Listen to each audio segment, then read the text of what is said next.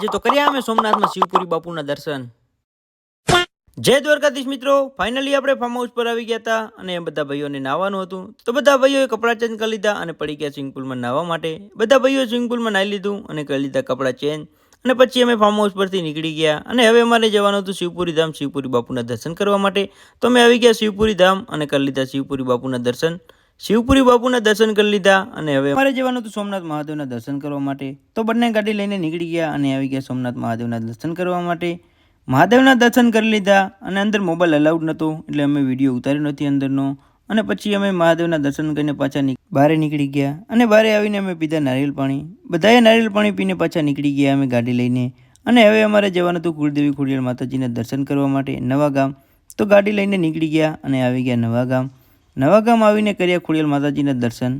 ખોડિયાર માતાજીના દર્શન કરી લીધા અને પાછા નીકળી ગયા ઘરે જવા માટે। અને મળીએ હવે આપણે નેક્સ્ટ વ્લોગમાં। સારું લાગ્યું તો લાઈક કરો, શેર કરો, ફોલો કરો। જય દ્વારકાધીશ। આપણા વ્લોગમાં લાગશે વાર પણ આવશે મજા।